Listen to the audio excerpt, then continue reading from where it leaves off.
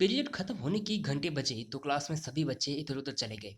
कोई मैदान में टहलने, कोई लाइब्रेरी में पढ़ने, तो कोई कैंटीन में खाने पीने, क्योंकि उनका अगला पीरियड खाली था। ममता भी अगला पीरियड खाली देखकर अपनी सहेली सरिता के साथ कैंटीन की ओर चल पड़ी थी। वहां पर कुछ लड़के लड़कियां गा बजा रहे थे। एक लड़का गा रहा था और उसके साथ ही कैंटीन की बेंच बजा रहे थे। ममता ने सोचा कि शायद यहाँ पर कोई पार्टी चल रही है। जब उसने वहां पर खड़ी एक लड़की से पूछा तो उसने बताया कि जब यहाँ राजेश आता है तो ऐसा ही माहौल होता है। अब ममता ने यह पूछने की जरूरत नहीं समझी कि राजेश कौन है, क्योंकि वह जान गई थी कि जो लड़का गा रहा है वही राजेश होगा। सभी में वही तो खास बना हुआ था। राजेश उसे देखने में काफी अच्छा लगा। वह उससे प्रभावित होने लगी। ममता और सरिता जल्दी जल्दी चाय पीकर बाहर चली गई। ममता बीए सेकेंड ईयर की स्टूडेंट थी और यह उसका कॉलेज में पहला दिन था। दरअसल वह प्रमोट होकर दूसरे कॉलेज से इस कॉलेज में आई थी। अगले दिन जब वह लाइब्रेरी में गई तो वहां पर राजेश बैठा हुआ था। उसने जब ममता को देखा तो उसे देखते ही बोला कि तुम ममता हो ना। हाँ, उसने कहा। लेकिन तुम्हें किसने बताया? मुझे किसी ने क्या बताना है, मैं तो खुद ही बहुत होशियार हूँ। यह कहकर वह हंसने लगा। ममता मुस्कुराई और फिर पूछा कि फिर भी, अरे, तुम तो हमारी ही कक्षा में आई हो और अपनी कक्षा के बारे में इतना तो पता होना ही चाहिए कि कौन नया आया है और कौन गया है। तुम्हारी कक्षा में? लेकिन मैंने तो तुम्हें देखा नहीं। अरे, पहले दिन भी भला कोई कक्षा में जाता है? हम सब तो पहला दिन सेलिब्रेट करते हैं। ममता को राजेश का इस तरह बातें करना बहुत अजीब लगा। उसे लगा कि वह जानबूझकर चेप होने की कोशिश कर रहा है। तभी घंटी बजी तो ममता ने कहा कि अच्छा, अब मैं चलती हूँ, फिर मिलते हैं। कहकर ममता ने उससे छुटकारा पाया। लेकिन यह कौन सी एक दिन की बात थी। इसके बाद वह रोज किसी न किसी बहाने आकर फिजूल की बातें करता रहता। ममता उससे बचने की लाख कोशिश करती, लेकिन वह उसके पास आ ही जाता था। धीरे धीरे ऐसे ही वह उसका अनचाहत दोस्त बन गया। एक दिन राजेश ममता के पास आकर बुदबुदाने लगा। ऐसे भाई से तो कोई भाई न होना ही अच्छा था। ममता ने उसे परेशान बुदबुदाते हुए देखा तो उससे पूछा कि क्यों, क्या हुआ? आज मेरा जन्मदिन था। मैंने दोस्तों को पार्टी देने के लिए अपने बड़े भाई से 500 रुपये मांगे, तो वह कहने लगा कि पैसे पेड़ पर नहीं लगते। आज अगर पापा जिंदा होते तो मुझे यह दिन न देखना पड़ता।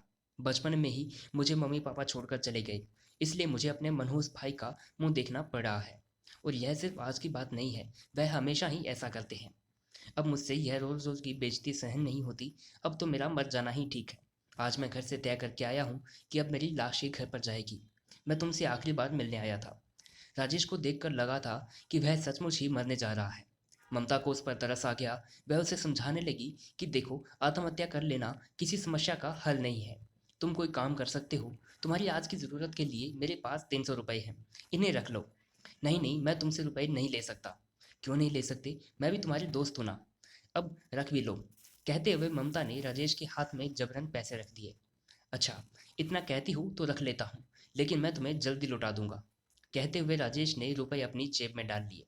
ममता ने तरस खाकर उसे रुपए दे तो दिए थे, मगर उसे यकीन नहीं हो रहा था कि वह उसे रुपए लौटाएगा। अब वह पछता भी रही थी। उसके बाद सारा दिन उसका मूड ऑफ रहा था। फिर ममता ने यह सोचकर अपने आप को तसल्ली दी कि जो हो गया सो हो गया, आगे से ऐसा नहीं होगा। राजेश अब हर 8-10 दिन के बाद ममता के पास आकर रोने लगता कि अब मैं जिंदा नहीं रहूंगा, अभी आत्महत्या कर लूंगा। ममता न चाहते हुए भी उसे रुपए दे देती थी, क्योंकि वह नहीं चाहती थी कि राजेश उसके कारण मरे। पर वह मन ही मन बहुत पछताती हुई रहती थी कि उसके पास ऐसी कौन सी टकसाल लगी है। उसे जो भी घर से जेब खर्च मिलता था, राजेश उसे ठग कर ले जाता था। ममता, मुझे 5,000 रुपये चाहिए, एक दिन राजेश ने मिन्नत करते हुए कहा। ममता ने कुछ नहीं पूछा कि क्यों, क्या करना है, लेकिन वह खुद ही शुरू हो गया कि सभी दोस्त ट्रिप पर शिमला जा रहे थे। मुझे भी जिद करके साथ ले गई। रास्ते में वे मुझसे कहने लगे कि तुम गाड़ी चलाओ। मुझे कौन सा इतना तजुर्बा था, फिर भी चलाने लगा। रास्ते में एक साइकिल वाले को बचाते बचाते गाड़ी एक खंभे में जा लगी। आगे से सारी गाड़ी पिचक गई और आगे वाला शीशा भी टूट गया। एक तो मैं मरने से पहले ही बाल बाल बच गया था, ऊपर से उन सब ने मेरी पिटाई कर दी। कहा कि अब अगर मैंने उनको 5,000 रुपये लाकर नहीं दिए तो वो सब लोग मुझे मार डालेंगे। वे सब मुझे मारें, इससे अच्छा मैं खुद ही आत्महत्या कर लूँ। अब तुम ही मुझे बचा सकती हो, नहीं तो। यह कहकर वह चुप हो गया। लेकिन इतने रुपए मैं कहाँ से लाऊंगी? कोई बात नहीं, धीरे धीरे 2-3 दिन में इंतजाम कर देना। तुम्हारा बहुत एहसान होगा। मैं जल्दी ही लौटा दूंगा, जैसे पहले ही तुमने लौटाए हैं। ममता ने मन ही मन सोचा। फिर उसने राजेश से कहा कि अच्छा, सोचती हूँ। ममता अब फिर दुविधा में थी कि क्या करे और क्या ना करे। लेकिन इतने रुपए वह कहाँ से लाएगी? 20-25 रुपए की बात होती तो वह अपने जेब खर्च से दे देती, मगर इतने रुपए के बारे में घर वालों से क्या कहेगी? फिर उसने तय किया कि कल इसके बारे में सरिता से सलाह लेगी। अगले दिन कॉलेज में ममता ने सरिता को शुरू से लेकर कल तक की सारी कहानी सुना दी। सारी बात सुनकर सरिता बोली कि तू तू एकदम भोली है। तुझे तो उसे पहली ही बार में फटकार देना चाहिए था। तुझे नहीं मालूम कि वह एक नंबर का नशेड़ी है। अगर तेरे पास इतने ही ज़्यादा पैसे थे तो मुझे दे देती। उसकी एक बात तो सही है कि उसके माँ-बाप बचपन में ही मर गए थे, लेकिन उसका भाई पता है उसे पैसे क्यों नहीं देता? क्योंकि वह जानता है कि वह सारे पैसों का नशा कर लेगा। इसलिए उसकी फीस भी वह खुद ही भर कर जाता है।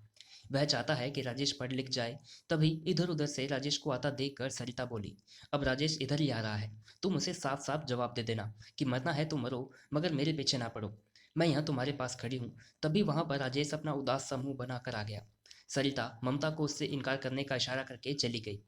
राजेश ने पूछा, पैसों का इंतजाम हो गया? ममता ने कहा कि नहीं और अब होगा भी नहीं। राजेश समझ गया कि आज वह गुस्से में है। उसने कहा, चलो भाई, अब तो मैं मरने के लिए तैयार हो जाऊं। दूसरों के मारने से अच्छा है मैं खुद ही मर जाऊं। अब यही रास्ता बचा है। राजेश, मुझे 6 महीने हो गए यह सुनते सुनते। तुम मरे तो हो नहीं, अब जल्दी मरो और मेरा पीछा छोड़ो। अच्छा, अब मैं मरने जा रहा हूँ। यह कहते कहते वह कॉलेज के मेन गेट से बाहर हो गया। ममता ने उसे जवाब तो दे दिया था, मगर मन ही मन डर भी रही थी कि वह कहीं वह सचमुच ही आत्महत्या ना कर ले। तभी वहां पर सरिता आ गई। ममता ने अपना डर उसके आगे जाहिर किया तो उसने बड़े बेफिक्री से जवाब दिया, यह पक्की हड्डी मरने वाली नहीं है। मैं इसे कई सालों से जानती हूँ। सरिता की बात सुनकर भी ममता को चैन नहीं आया। वह सोच रही थी कि अगर वह मर गया तो सारी उम्र वह अपने आप को माफ नहीं कर पाएगी। सारा दिन वह यही सोचकर घबराती रही। रात को भी उसे चैन नहीं आया और उसे ठीक से नींद भी नहीं आई थी। अगले दिन ममता मन में डर लेकर कॉलेज पहुंची तो उसकी खुशी का ठिकाना नहीं रहा, क्योंकि वह देख रही थी कि राजेश जिंदा है। उसने सरिता से कहा, मुझे लग रहा है कि जैसे मेरी एक लंबी रैगिंग हुई हो। उधर राजेश अपने नए शिकार को ठग रहा था। तो दोस्तों, अगर आपको कहानी अच्छी लगी तो प्लीज़ इस कहानी को लाइक कीजिएगा और चैनल को प्लीज़ सब्सक्राइब कीजिएगा। धन्यवाद।